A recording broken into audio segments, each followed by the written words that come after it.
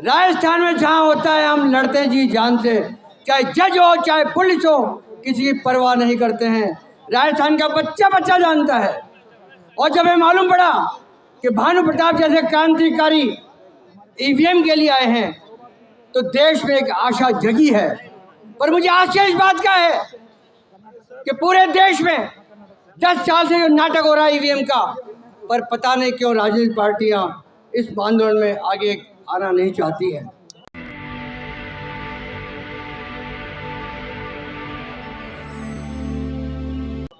मैं तो एक बात कहता हूं कि भाजपा की 303 सीटें आई है भारत के अंदर लोकसभा की। मैं तो कहता हूं 303 पर बैलेट करा लो और बाकी ईवीएम करा लो, दूध का दूध पानी का पानी हो जाएगा। मैं दावे से कहता हूं 303 सीट में से 30 सीट नहीं आएगी, पोल खुल जाएगी। मेरी तो यही डिमांड हमारी है कि 303 पर बैलेट कर लो इलेक्शन कमीशन महोदय, और बाकी के ऊपर आप करा लो मशीन से, तो पता पड़ जाएगा। राजस्थान के अंदर इस आग को बच्चे बच्चे तक हम पहुंचाएंगे, ये मैं आपसे वादा करता हूं। हम राजस्थान में भ्रष्टाचार के खिलाफ लड़ते हैं। अरबों खरबों रुपए के हमने पोल खोली है, चाहे कांग्रेस सरकार हो चाहे भाजपा सरकार हो, हमारा काम तो है भ्रष्टाचार के खिलाफ लड़ना। कल सुबह जब मेरी बात हुई मेरे साथियों से, मैं रात को बात की कि आपको अरेस्ट कर लिया है तो कल का प्रोग्राम क्या रहेगा। भानु प्रताप जी ने कहा कल का प्रोग्राम वैसे ही रहेगा। मेरे साथी सुबह 5 बजे उठ करके घर से तैयार होकर के, कोहरा राजस्थान में बहुत ज़बरदस्त है, शक्ल दिखते नहीं है, लेकिन फिर भी इस काम के लिए सारे काम छोड़ करके और सुबह आए और हम 7 बजे रवाना हुए हैं, जिसके 2 बजे यहाँ पहुँचे हैं। लेकिन इस काम को अगर जिस दिन ये बैलेट से पेपर से हो गया चुनाव, तो मान के चलिए हो जाएगा। भाजपा साहब लाल आग दिखाना चाहते हैं। अरे लाल आग दिखाना, डरते क्यों? मैंने तो एक बात देखी है, मोदी जी डरते बहुत है, प्रेस कौन से डरते हैं? समय बहुत कम है। बस आपको मैं ये विश्वास दिलाता हूँ कि इस आंदोलन को हम जन जन तक पहुँचाएंगे। जो आप आदेश देंगे उस आदेश की हम पालना करेंगे। तन मन धन सब तरह से हम इसमें आपके साथ में हैं, मेरे एडवोकेट साथी साथ में हैं, हमारे और दूसरे साथ में हैं। धन्यवाद। ईवीएम के खिलाफ लड़ने वाले सारे साथियों, महमूद प्राचा जी, भानु प्रताप जी, मैं आप लोगों का बहुत शुक्रगुजार हूं और मुझे इस बात की बड़ी खुशी है कि असली लड़ाई की शुरुआत अब हुई है। ये अभी एक भाई साहब बोल रहे थे, मैं उस न्यूज चैनल का नाम नहीं बताना चाहता आपको, उन्होंने हमसे ये पूछा कि अंपायर तो आपके खिलाफ है। जुडिशरी की बात की, सरकार की बात की, बहुत सारे मिशनरी की बात की। तो मैंने उनसे ये पूछा कि लोकतंत्र में अंपायर कौन होता है? आप पहले अंपायर का परिभाषा बताइए। लोकतंत्र में अंपायर कौन है? सरकार है, जुडिशरी है। लोकतंत्र में जो तंत्र है वो है, कौन है अंपायर? तो आप जिस अंपायर को परिभाषित कर रहे हैं उसकी परिभाषा गलत है। मैं आपको बता रहा हूं कि परिभाषा क्या है। लोकतंत्र का जो परिभाषा है और जो असली अंपायर है वो यहाँ की जनता है। जनता अंपायर है। ये जो खिलाड़ी जो उधर पार्लियामेंट और असेंबली में जो लोग खेल रहे हैं ना, उस खेल का अंपायरिंग हम करते हैं, यहाँ की पब्लिक करती है। हम जिस दिन चाहेंगे तुमको आउट करेंगे।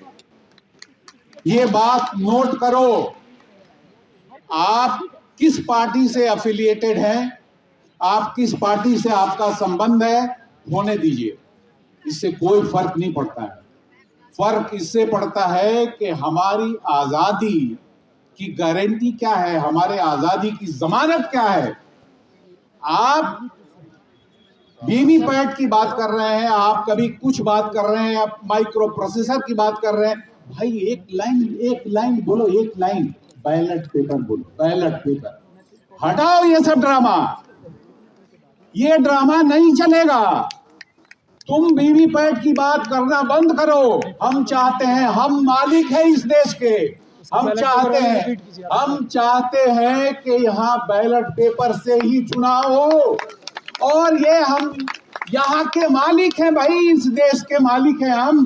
तुम हमारे नौकर हो, तुम्हारे हुक्म को मानने के लिए हम नहीं, हमारे हुक्म को तुमको मानना होगा, नहीं तो तुमको निकाल के बाहर फेंकेंगे हम।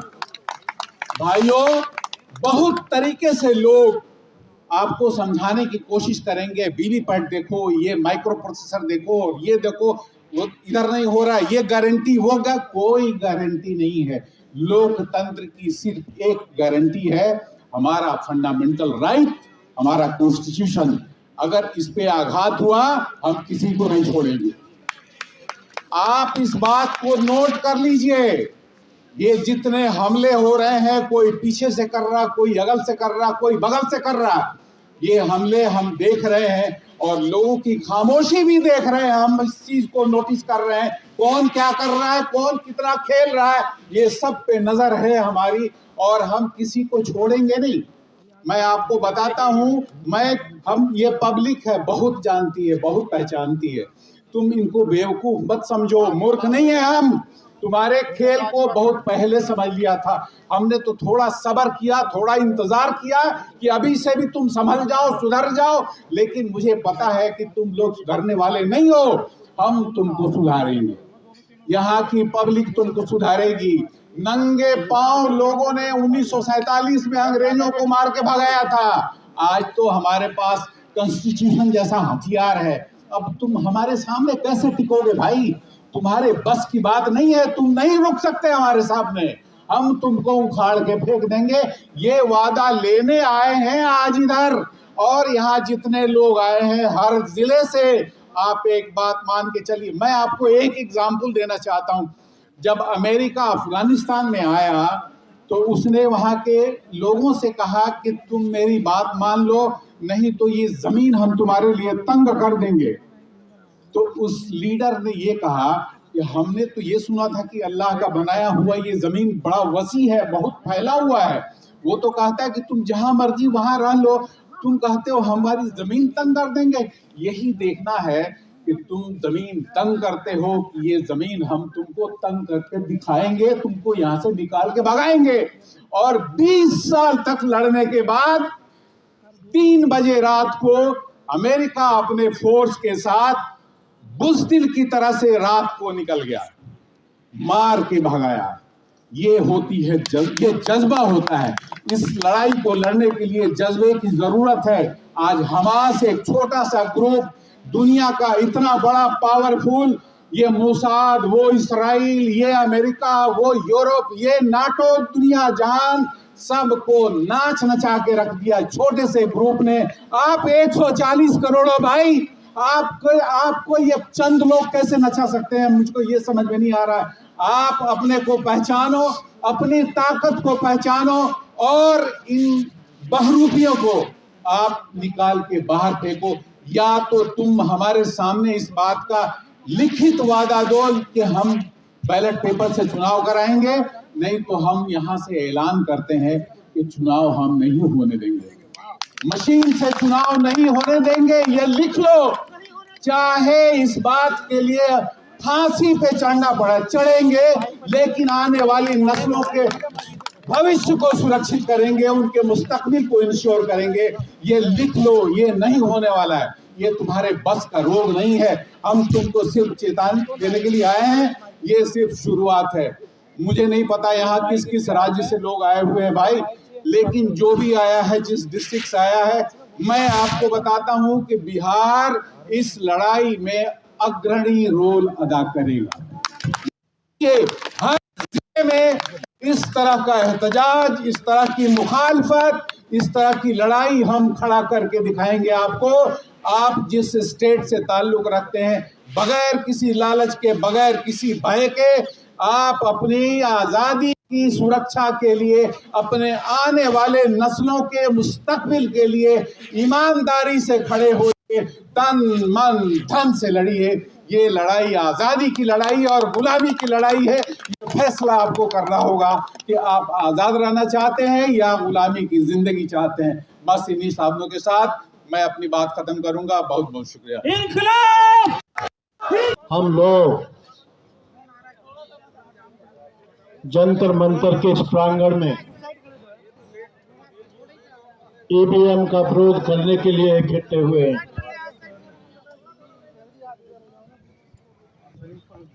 ईवीएम ये एक बड़ा खतरनाक बड़ा ईवीएम का काला कानून भाई महमूद प्राचा जी और हमारे वकील साहब, क्या नाम है, बालू प्रताप का मैं बधाई देता हूं। मैं अपनी बात यहां से शुरू करूं।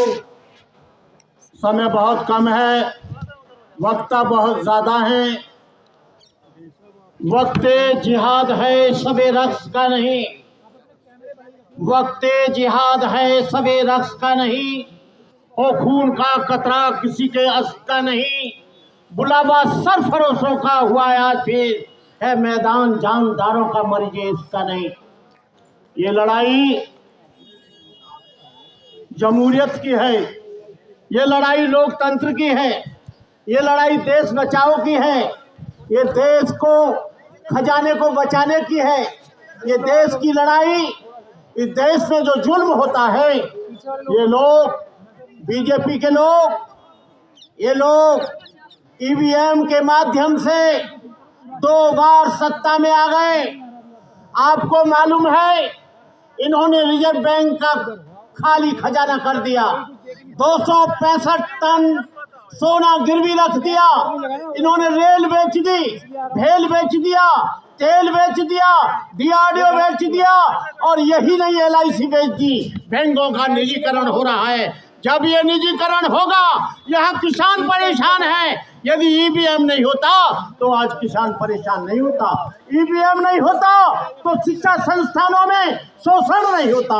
यदि ईवीएम नहीं होता तो यहाँ पर बहन बेटियों की इज्जत लुट रही है, वो नहीं होता। यदि ईवीएम नहीं होता तो यहाँ पर किसान मर रहा है, जवान मर रहा है, बेरोजगारी 5 करोड़ से अधिक लोग इस देश में बेरोजगार हो गए। इसलिए मैं कहना चाहूंगा कि ईवीएम को हटाने के लिए आपको आगे आना पड़ेगा, आपको सड़कों पर आना पड़ेगा। यहाँ पर मैं समझ रहा हूँ कि बड़े बड़े नेता, मैं कोई नेता नहीं, बड़े बड़े राष्ट्रीय पार्टियों के अभियंता, 30 से गठबंधन बनाने वाले लोग यहाँ पर बैठे हैं।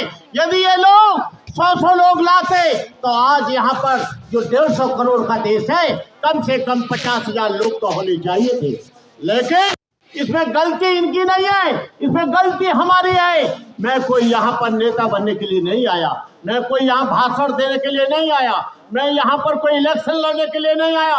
लेकिन मैं इस बात का जरूर विरोध करूंगा, जो जापान ने ईवीएम बनाया, जापान में बंद हो गया, जर्मन ने बंद कर दिया, फ्रांस ने बंद कर दिया, तमाम देश के लोगों ने, अमेरिका ने बंद कर दिया, कनाडा ने बंद कर दिया।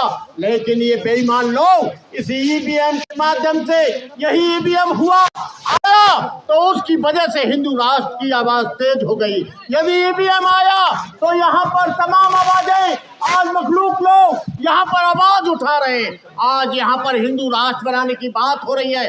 ईवीएम के माध्यम से ईवीएम हटेगा तो ये लोग दिखाई नहीं देंगे, चूहे की तरह बिल में भिड़ जाएंगे। आज RSS का मनोबल इतना बढ़ गया है कि वो लोगों के गली गली, मोहल्ले मोहल्ले में लोगों की कथा करा रहे हैं, लोगों को परेशान कर रहे हैं। आज मॉब लिंचिंग हो रही है, आप अत्याचार हो रहा है, जातिवाद बढ़ रहा है, बड़ व्यवस्था बढ़ रही है, गरीबी बढ़ रही है, भुखमरी बढ़ रही है, शोषण बढ़ रहा है। यहाँ पर तमाम छात्र अपनी हत्याएं कर रहे हैं। तो मैं आप लोगों से ये कहना चाहूंगा कि आप दमखम के साथ मिटा दो जमाने से कुनबा परस्ती, मिटा दो लुटेरों की शोषण की हस्ती, मिटा दो ये राष्ट्रीयता वाली बस्ती, मिटा दो गरीबों की फाका परस्ती। मैं कहना चाहूंगा जो लोग ईवीएम का विरोध करते हैं, कल मैंने सुना, सोशल मीडिया पर देखा कि प्राचा जी को और हमारे वकील साहब को उन्होंने अरेस्ट कर लिया। हम लोगों ने कहा कल का कार्यक्रम कैसे होगा, लेकिन मैं प्राचा जी को और अपने वकील साहब को इस बात की बधाई देता हूं कि आप लोग मजबूत रहें। यदि देश को बचाना है, आपको एक झंडे के नीचे आना पड़ेगा, एक पार्टी के नीचे आना पड़ेगा। जो लोग खेमों में बटे हुए हैं, तमाम पार्टियां कुकर मुत्तों की तरह बन गई हैं। आप तो क्या, कोई भी आप लोग इस लड़ाई को जीत नहीं सकते। आपको एक झंडे के नीचे आना पड़ेगा, एक जगह आना पड़ेगा। जब तक आप एक जगह नहीं आएंगे, यहाँ पर मुसलमानों पर, दलितों पर, किसानों पर, एससी लोगों पर, एसटी लोगों पर, ईसाइयों पर यहाँ पर जुल्म होगा। आज आप जान रहे हैं कि धीरेन्द्र ब्रह्मचारी जैसा लड़का यहाँ पर हिंदू राष्ट्र बनाने की बात करता है, जबकि संविधान में कहीं भी हिंदू राष्ट्र बनाने की बात नहीं है। मैंने धीरेन्द्र शास्त्री जी कहा था, ये हिंदुस्तान, ये भारत तुम्हारे बाप का देश नहीं है, ये देश मुसलमानों का है, ये देश ईसाइयों का है, ये देश सिखों का है, ये देश पारसियों का है, ये देश पिछड़ों का है, ये देश एससी का है, आदिवासियों का है। 85% लोग चुप बैठे हैं। आप लोगों को सड़कों पर आना पड़ेगा, इसके लिए कुर्बानी देनी पड़ेगी। नहीं तो आप लोग 2024 में यदि बीजेपी आती है तो यहाँ पर पूरी धरती लाल मिलेगी। तुम ये मत सोचना कि तुम ईवीएम के माध्यम से यहाँ पर इस देश को गुमराह कर रहे हो। तुमने खजाना खाली कर दिया बेईमान लोगों, तुमने रेल बेच दिया, तेल बेच दिया, तुमने राष्ट्र की तमाम चीजों को बेच दिया। अब कह रहे हो कि हम लोग ईवीएम से कराएंगे। ईवीएम से किसी भी हालत में हम नहीं होने देंगे, चाहे हमें कितनी भी बड़ी कुर्बानी देनी पड़े। तो आप लोगों के लिए इस कड़कती सर्दी में आप लोगों के लिए बहुत बहुत बधाई, बहुत बहुत धन्यवाद। और आप लोग हमारे वकील साहब को हमेशा आप कोऑपरेट करते रहें, और प्राचा साहब को, जो प्राचा साहब हैं एक मजबूत व्यक्ति है, मैं इनको भी अपनी शुभकामनाएं देता हूँ। में तन से, मन से, ढंग से, लाठी से, गोली से, राइफल से, बंदूक से आप चिंता मत करना। मैं चाहता हूं कि यहाँ की गवर्नमेंट मुझे जल्दी अरेस्ट करे तो इनको मालूम पड़ जाएगी कि भंते करुणाकर क्या है। मुझे बार बार धमकी दी जाती है, फोनों पर धमकी दी जाती है, तमाम इस देश के लोग मुझे धमकी देते हैं, लेकिन मैंने कह दिया है यदि तुम्हारी बंदूक से यदि गोली निकलेगी, यहाँ से भी पानी नहीं निकलेगा, यहाँ से भी हम बात धर्म किसी की हत्या करने की इजाजत नहीं देता, लेकिन हत्या करने वाले को हम जिंदा जाने की इजाजत कतई नहीं देंगे। इन्हीं शब्दों के साथ मैं अपनी बात समाप्त करते हुए जय भीम, नमो बुद्धाय, जय भारत।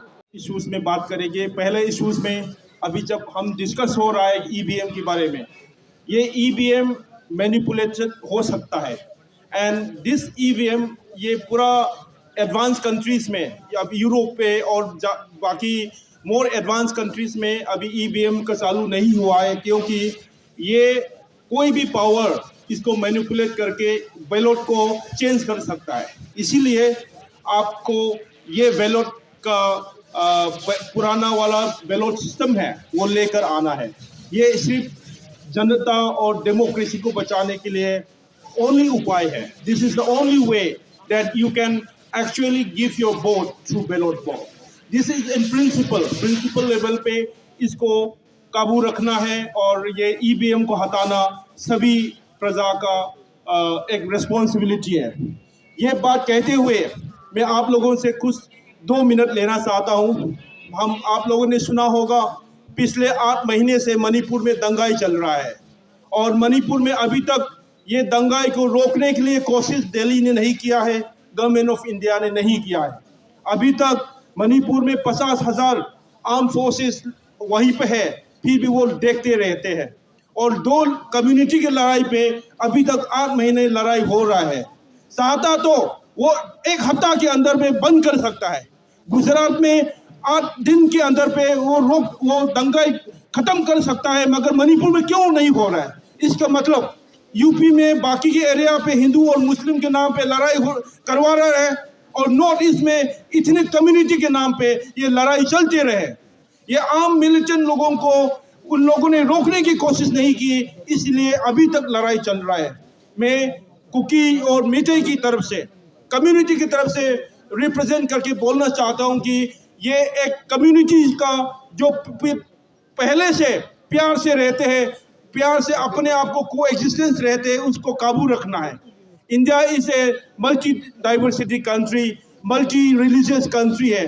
आप कभी उम्मीद नहीं कर सकते कोई भी टेरिटरी, कोई भी इंसान और कोई भी रिलीजन और कोई भी कम्युनिटी का एक्सक्लूसिव टेरिटरी बनाने के लिए वायलेंस करना, वो एक इंसाफ ह्यूमैनिटी के अगेंस्ट है। So our demand, our appeal to all of you is that we all have to live together as a one people, as a one community.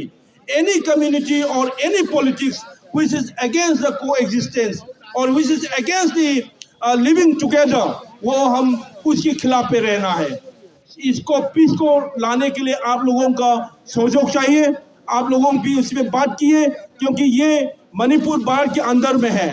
पिछले 8 महीने में लड़ाई चल रहा है, आप लोगों ने भी बात नहीं की, इसका मतलब आपने उस मणिपुर को छोड़ कर रखा है। तो ये आपका जगह है, सरकार ने भी छोड़ा है। अभी तक प्राइम मिनिस्टर ने मणिपुर के बारे में बात नहीं की और 8 महीने तक उसने मणिपुर में जाने का कोई कोशिश नहीं की। तो ये दूसरे स्टेट में होता तो ऐसा नहीं कर सकते। ये यूपी में होता, कर्नाटका में और दूसरे स्टेट में होता, वो जाके कम्युनिटी के अंदर पे प्यार से रहने की कोशिश करता। मगर अभी तक क्यों नहीं करते? क्योंकि वो इलेक्शन से ज़्यादा वो इलेक्शन के बारे में सोचते रहते हैं। ये बात कहते हुए मैं सब लोगों से अपील करना चाहता हूँ, मणिपुर को सब प्यार से पहले की तरह रहते हैं, उन लोगों को प्यार को एक पीसफुल को एग्जिस्टेंस को काबू करने के लिए जो आतंकवादी है, जो मिलिटेंट ग्रुप्स है, अपने टेरिटरी बनाने के लिए पीसफुल एग्जिस्टेंस के ऊपर में खिलाफ होता है, उन लोगों को रोकना है। उसका काम सरकार का काम है। सिक्योरिटी का मतलब क्या होता है? अभी तो क्या हो रहा है?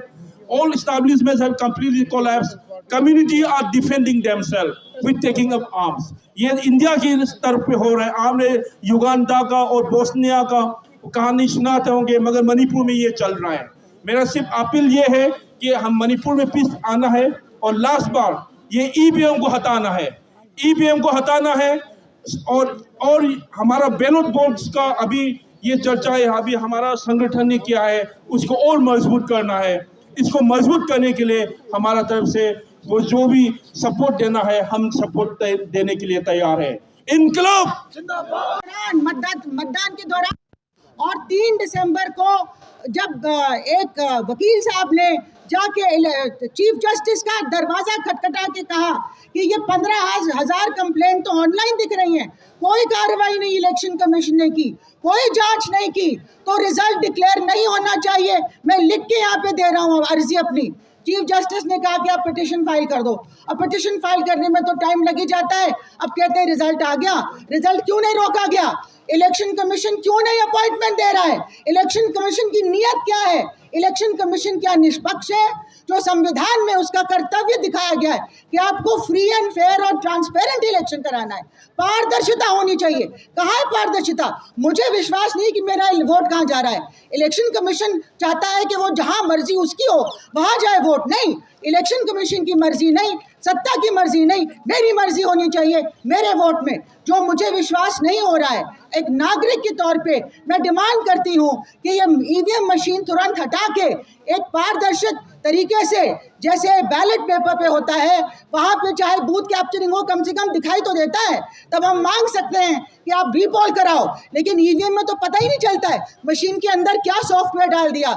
साथियों, सुप्रीम कोर्ट ने 2013 में जब भाजपा की पार्टी ने कितने आंदोलन किए कि ईवीएम हटाओ, वो खुद ही आंदोलन कर रहे थे और पिटिशन भी फाइल कर रहे थे। सुप्रीम कोर्ट ने कहा कि ईवीएम में भरोसा नहीं हो सकता है, 2013 में कहा, और ये कहा कि वीवीपैट मशीन से स्लिप बाहर आनी चाहिए, उसको बॉक्स में डालना चाहिए।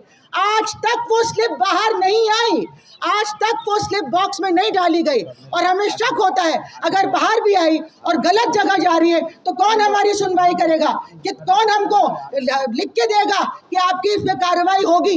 ये धांधलीबाजी चलती रहेगी। इसलिए मैं मानती हूँ कि वीवीपैट वगैरह भी हमें बिल्कुल भरोसा नहीं है। अगर पर्ची भी निकले तो ईवीएम को हटाना चाहिए, बैलेट पेपर में जाना चाहिए। और पूरी दुनिया में कोई भी विकसित देश नहीं है जहाँ पे ईवीएम से इलेक्शन हो रहा है। जो देश ईवीएम बनाते भी थे जैसे जापान, वो ईवीएम को इस्तेमाल नहीं कर रहे हैं क्योंकि उस पर भरोसा नहीं है। बैलेट पेपर से ही इलेक्शन वहाँ पे होता है। जर्मनी में साथियों 3 साल लोगों ने सड़कों पे आंदोलन किया, तब जाके सुप्रीम कोर्ट ने वहाँ के सुप्रीम कोर्ट ने कहा कि ये अनकॉन्स्टिट्यूशनल, असंवैधानिक होगा ईवीएम का इस्तेमाल करना। इसलिए वो बैलेट पेपर से वहाँ इलेक्शन होना मैंडेटरी हो गया, ज़रूरी हो गया है। तो हम क्यों नहीं अपने हक के लिए लड़ सकते हैं साथियों? अगर ये लड़ाई हम नहीं जीते तो बाकी सारी लड़ाइयाँ नाकाम होंगी। कोई भी सरकार अगर सोचती है कि उसको हटाया नहीं जा सकता है, तब क्यों वो जनता की आवाज़ सुनेगी? चाहे वो मणिपुर का मसला हो, चाहे किसानों का मसला हो, चाहे वो अल्पसंख्यकों का मसला हो, चाहे दलित आदिवासियों का, हमारे जल जंगल ज़मीन का मसला हो, चाहे जेलों में 5-5, 6-6 साल सड़ा रहे हैं साथियों को, टीचर्स को, स्टूडेंट्स को, वकीलों को, जर्नलिस्ट को, बिना कोई ट्रायल के। यहाँ पे कोई एक कानून नहीं है। जो सत्ताधारी हैं, उनके करीब के लोग हैं, अंबानी अडानी जैसे पूंजीवादी हैं, उनके लिए एक कानून है, और बाकी जनता, जो गरीब जनता, हम सब जो अपनी आवाज़ उठाना चाहते हैं अपनी डेमोक्रेसी को बचाने के लिए, हम सब के लिए वो कानून नहीं है। हमारे लिए सिर्फ जेल है, हमारे लिए सिर्फ ईडी है, हमारे लिए सिर्फ सीबीआई है, हमारे लिए बेल भी नहीं है। तो साथियों, अगर हमें अपने देश को बचाना है और दोबारा से गुलाम देश नहीं बनना है, अगर ये ईवीएम चलता रहा तो विदेशी ताकतें भी इसमें हैकिंग करके, चाहे वो पेगासस हो, चाहे कोई और तरीका हो, हैकिंग करके हमारी जनता को, हमारी सरकार को कंट्रोल कर सकते हैं और हम दोबारा गुलाम बन जाएंगे। इसलिए हमारे आज़ादी की ये दूसरी लड़ाई है और एक एक नागरिक को इसमें शामिल होना है।